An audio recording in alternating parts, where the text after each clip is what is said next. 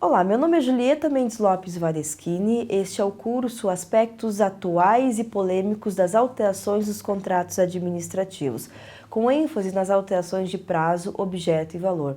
No primeiro módulo, nós vamos trabalhar com o regime jurídico dos contratos administrativos, as questões relativas ao conceito, formalização, as consequências em virtude da recusa na formalização do contrato, dentre outros temas de relevância salutar.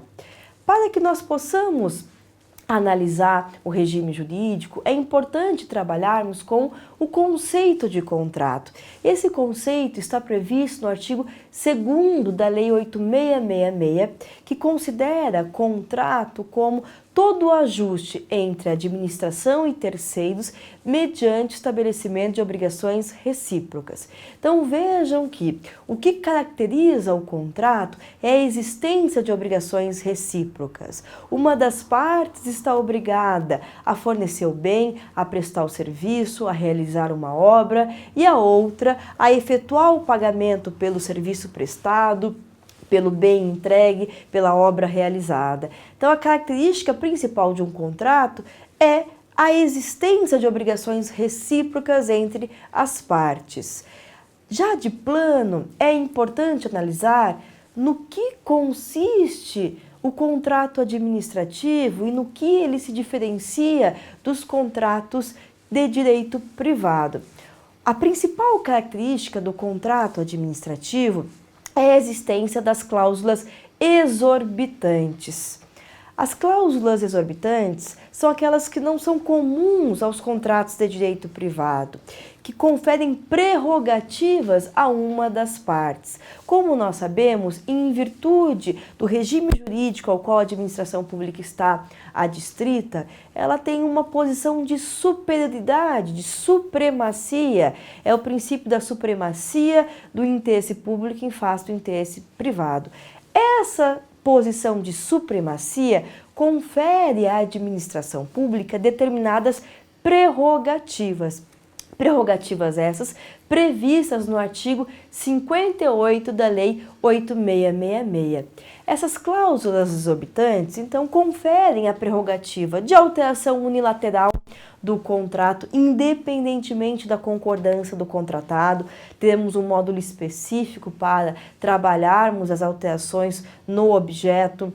Confere a prerrogativa de rescisão unilateral, o dever de fiscalizar e aplicar penalidades. São as cláusulas exorbitantes previstas no artigo 58 da Lei 8666. Então, o contrato administrativo é aquele regido tipicamente pelo direito público, com a incidência das cláusulas exorbitantes. A principal característica de um contrato de direito privado é a autonomia das partes. Então, as partes possuem autonomia na definição das cláusulas, respeitados os limites legais. Ocorre que a simples presença da administração pública em um dos polos da relação já afasta a aplicabilidade integral do regime jurídico de direito privado.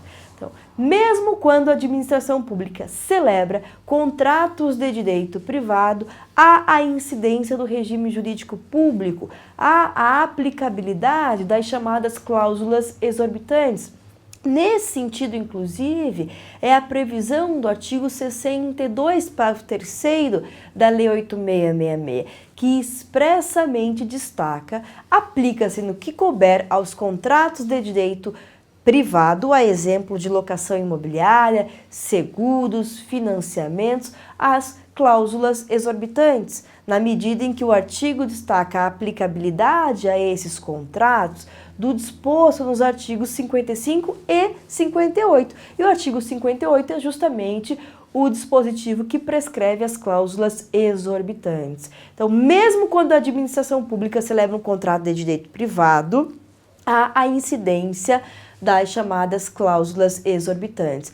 A diferença é, um contrato administrativo é regido pelo direito público, pelo regime jurídico administrativo, ao passo que um contrato de direito privado, exemplo de uma locação imobiliária, nós temos um regime jurídico híbrido, com incidência de normas privadas, mas também com incidência de normas públicas em face da administração pública figurar em um dos polos da relação jurídica.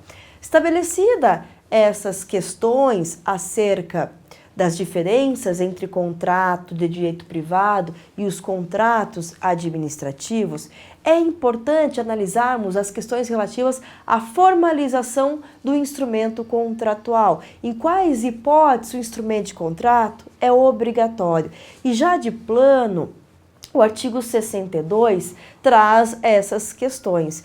Nós não podemos confundir a possibilidade do instrumento de contrato ser substituído por um instrumento equivalente com a dispensa da formalização. A administração pública não pode celebrar contrato verbal, nos termos do artigo 60, parágrafo único da Lei 8.666, salvo situações excepcionais como suprimento de fundos, regime de adiantamento, em que a própria lei trouxe a possibilidade do contrato verbal, mas não sendo este o caso, a regra é a formalização. O que muda, portanto, é o instrumento que vai formalizar a relação jurídica. Vejam que o artigo 62 da Lei 8.666 estabeleceu a obrigatoriedade do instrumento de contrato nas modalidades concorrência, tomada de preço e nas contratações diretas por dispensa ou inexigibilidade, cujos valores se enquadrem nos limites da concorrência e da tomada de preço à luz da previsão do artigo 23 da Lei 8.666. Então, como regra, realizamos uma concorrência, temos que formalizar um instrumento de contrato. A lei traz a possibilidade desse instrumento ser substituído por um equivalente, por um instrumento mais simples, a exemplo da nota de empenho, autorização de fornecimento, ordem de execução de serviço. Nas demais modalidades, a exemplo de um convite, ou ainda quando o objeto se tratar de entrega imediata e integral, da qual não decorra nenhuma obrigação futura, nem mesmo assistência técnica. Então, mesmo que nós tenhamos realizado uma licitação, modalidade concorrência, em que haveria, a princípio, a obrigatoriedade do instrumento contratual, se o objeto for entregue imediata ou integral, da qual não decorre nenhuma obrigação futura, esse instrumento pode ser substituído por um equivalente. Se assim nós temos que entender o conceito de entrega imediata e integral. Entrega integral é aquela que ocorre numa única parcela. Entrega imediata, há uma divergência em relação a este conceito. Vejam que o artigo 40, parágrafo 4º da Lei 8.666, considera como entrega imediata aquela que ocorre no prazo de até 30 dias a contar da apresentação da proposta. Mas quando a lei utiliza esse conceito, ela visa disciplinar questões relativas à atualização monetária. Então a lei destaca o seguinte: como nós não vamos ter um lapso temporal superior a 30 dias entre a entrega do produto, entre a apresentação da proposta, melhor dizendo, e a entrega do produto, não há por que estabelecer questões relativas à atualização monetária. Mas esse prazo não pode ser utilizado para fins de aferir a obrigatoriedade ou não do instrumento contratual. O professor Marçal Justen Filho, de forma bem salutar, diferencia o artigo 62 da Lei 8.666 do artigo 40, destacando que o artigo 40 visa definir questões relativas à atualização financeira, ao passo que o artigo 62 visa definir questões pertinentes à formalização do instrumento contratual. Então, não podemos utilizar o prazo de 30 dias a contar da data da apresentação da proposta para fins de conceituar a entrega imediata prevista lá no artigo 62. Até porque é muito difícil nós vislumbrarmos uma hipótese de licitação em que da data da apresentação da proposta até a entrega, nós não tenhamos um prazo superior a 30 dias, porque nós temos prazos recursais, habilitação, homologação, adjudicação. Então, geralmente, entre a apresentação da proposta, a conclusão da licitação e a formalização do instrumento contratual, nós vamos ter um prazo superior a 30 dias. Então, a luz do professor Marçal Justem Filho, entrega imediata é aquela que ocorre já de plano, logo após a formalização do instrumento, e nesses casos é possível substituir o instrumento contratual por um equivalente. É importante destacar também que a existência de uma garantia técnica, aquela dada pelo próprio fabricante do produto, decorrente, portanto, do Código de Defesa do Consumidor, não caracteriza obrigação futura para fins de tornar obrigatória a formalização do instrumento contratual. O próprio Código de Defesa do Consumidor destaca que essa garantia legal independe de formalização. A garantia técnica, ela independe do contrato. Por isso que nos termos da orientação normativa 51 da Advocacia Geral da União, mesmo havendo uma garantia técnica, se caracterizar a entrega imediata, é possível dispensar a formalização do contrato. Mesmo não havendo mais um contrato em vigor, nos termos da orientação normativa da AGU, a administração pública pode aplicar penalidades, pode responsabilizar a empresa contratada. Então, a garantia técnica é um instrumento autônomo, independente, que não se confunde com o contrato administrativo. Estabelecidas essas premissas, é importante nós analisarmos as questões relativas à recusa injustificada em assinar o contrato ou retirar um instrumento equivalente. O artigo 64 da Lei 8666 destaca que a empresa vencedora deve ser convocada no prazo fixado em edital para celebrar o contrato ou retirar um instrumento equivalente. Então, cabe ao edital definir o prazo que a empresa tem após ser convocada para a formalização do contrato. Não comparecendo, sendo essa recusa injustificada, a Lei 8666, no artigo 81, equipara a recusa injustificada ao descumprimento total da obrigação. Porém, vejam, é importante destacar que a empresa só será penalizada caso ela tenha sido convocada dentro do prazo de validade da sua proposta, que em regra é de 60 dias, nos termos do artigo 64 da Lei 8666. Se for pregão, a Lei 10.520 ainda traz a possibilidade de estabelecer um prazo maior. A regra é 60 dias. Convocado dentro do prazo de validade da proposta, o licitante está obrigado a honrar com a proposta sob pena de penalidades. Agora, se a convocação ocorreu após expirada a validade da proposta, não está mais obrigado a honrar com os compromissos assumidos, não podendo a administração pública penalizá-lo. Daí a importância de convocar o licitante adjudicatário dentro do prazo de validade da sua proposta. Pois bem, a lei ainda destaca no artigo 81 que só caracteriza o descumprimento das obrigações se a recusa for injustificada, o que significa dizer que a administração pública deve analisar os motivos apresentados pelo adjudicatário. Se ele conseguir comprovar um caso fortuito, uma força maior, um fato alheio à sua vontade, é possível liberá-lo sem aplicação de qualquer penalidade. O licitante só será penalizado se restar comprovado que a recusa decorre de sua culpa, da desídia, da má-fé, sendo salutar, portanto, analisar os motivos que ensejam a recusa. Então vamos imaginar que a empresa apresentou uma proposta a ser executada com um determinado responsável técnico e esse responsável técnico veio a falecer. Então, é uma situação que não decorre de culpa da empresa.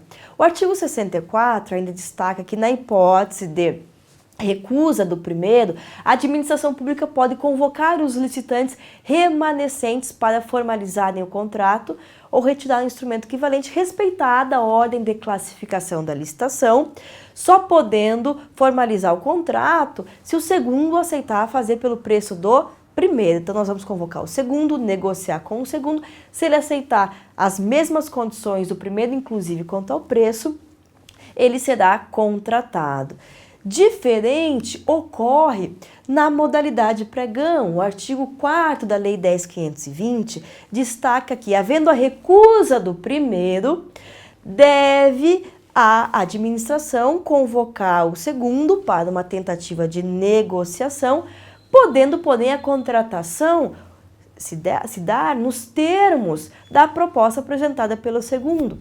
Até porque nós sabemos que no pregão, a princípio, nós analisamos apenas a habilitação do primeiro. Então, havendo a sua recusa, nós temos que retomar a sessão pública, analisar a aceitabilidade da proposta do segundo. Claro que o pregoeiro vai tentar negociar, sempre o pregoeiro tem que ser um bom negociador para tentar chegar no preço do primeiro. Mas não sendo viável, é possível contratar com preço segundo, desde que sua proposta seja aceitável à luz do mercado em face do preço estimado constante lá na fase interna da licitação, e atendidas as demais condições, ele será, portanto, contratado. Pois bem, convocado para a assinatura do contrato, havendo esta formalização, é importante destacar que qualquer obrigação só pode ser executada após a formalização e a efetiva publicação do extrato de contrato na imprensa oficial. Isso é importante porque muitas vezes, em virtude da pressa, por falta de planejamento, nós permitimos que a empresa inicie a execução do contrato, entregue o produto sem que o instrumento contratual esteja formalizado. Isso caracteriza contrato verbal, afrontando, portanto, o artigo 60, parágrafo único da Lei 8.666. Inclusive, a orientação normativa da AGU, a AGU tem uma orientação normativa específica, número 04, que destaca a seguinte situação: havendo execução do contrato sem a respectiva formalização, essa despesa deve ser paga a título de indenização. Ora, se houve uma falha do fiscal, a empresa forneceu o produto, executou o serviço sem formalização, nós não podemos simplesmente deixar de pagar, porque isso caracteriza locupletamento devido, enriquecimento ilícito. Mas esse pagamento, como não há um respaldo contratual, tem que se dar a título de indenização, instalando-se processo administrativo para apurar a responsabilidade daquele profissional que permitiu que a empresa iniciasse a execução do contrato sem a efetiva formalização. Pois bem, o último tópico que nós temos que analisar aqui no módulo 1 é relativo à publicação do extrato de contrato. Então, em quais hipóteses a obrigatoriedade da publicação do extrato ainda, o contrato pode surtir efeitos antes da publicação? Vejam que o artigo 61, parágrafo único da Lei 8.666, destaca que a publicação do extrato na imprensa oficial é condição de eficácia, o que significa dizer que o contrato só pode surtir efeitos após a sua publicação. Por isso que todos os prazos, execução, vigência, só se iniciam após a publicação do extrato da imprensa oficial. Então, é equivocada aquela cláusula que comumente nós utilizamos no seguinte sentido: vigência, 12 meses a contar da assinatura. Não, a vigência não pode iniciar após a assinatura, mas apenas depois da publicação, porque antes da publicação o contrato não é eficaz, não tem efeitos. Há uma corrente, a exemplo do professor Gessé Torres Pereira Júnior, que destaca o seguinte: ainda que o contrato só surta efeitos após a publicação, caso ele tenha efeitos em momento anterior, vamos imaginar, iniciou a vigência, a publicação do extrato tem efeitos de convalidar os atos realizados anteriormente. Então, aquela situação, formalizamos o contrato, inicia a vigência e com a publicação do extrato, a convalidação desses efeitos. Mas não é a tese mais adequada à luz da previsão do artigo 61, parágrafo único da Lei 8.666. Então, o contrato só surte efeitos após a sua publicação. Então, mais correto é que, inclusive, a vigência só inicie após a veiculação do extrato. E a lei ainda traz que o extrato do contrato deve ser encaminhado até o 5º dia útil do mês subsequente ao da assinatura, a fim de que o extrato seja veiculado no prazo de 20 dias a contar do envio. Então, utilizando um exemplo para ilustrar essa questão, nós temos o seguinte: vamos imaginar que o contrato foi assinado no dia 2 de março de 2015. Então, a lei diz que o extrato ele deve ser encaminhado até o 5º dia útil do mês subsequente ao da assinatura. Portanto, se o contrato foi formalizado em março, ele tem que ser encaminhado, o extrato tem que ser encaminhado até o 5º dia útil do mês de abril, que no nosso exemplo aqui, 8 de abril de 2015, a fim de que a veiculação, a publicação efetiva, se dê no prazo de até 20 dias a contar da data, a contar do 5º dia útil. Portanto, 20 dias a contar de 8 de abril de 2015, devendo o extrato ser veiculado, portanto, até 28 de abril de 2015. Claro que, comumente, o extrato é veiculado um dia posterior, logo após o envio. Então, são prazos máximos, não são prazos mínimos. Tem prevalecido a tese de que, mesmo que a administração não cumpra esses prazos, a publicação posterior tem efeito de convalidar os efeitos do contrato, claro, devendo tomar as cautelas para apurar quem tinha o dever de cumprir com os prazos legais e não o fez. Ainda, o artigo 61 afasta a obrigatoriedade de publicação do extrato de contrato nas hipóteses de contratação direta, dispensa e inexigibilidade, porque nesses casos, nos termos do artigo 26 da Lei 8.666, o ato que ratifica a contratação direta já é publicado na imprensa oficial. Então, pelo princípio da economicidade, não há sentido em se publicar a ratificação e o extrato de contrato. Havendo a publicação da ratificação, é dispensável a publicação do extrato de contrato.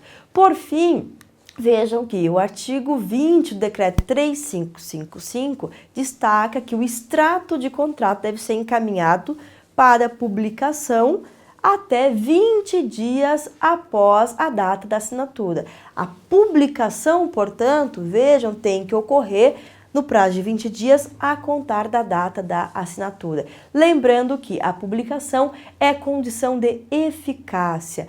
O contrato, portanto, só surte efeitos após a efetiva publicação na imprensa oficial. Então, essas são as questões relativas ao regime jurídico do contrato administrativo, as cautelas necessárias para a formalização, para que o contrato possa surtir efeitos e as consequências em virtude de possível recusa do adjudicatário na formalização do contrato administrativo.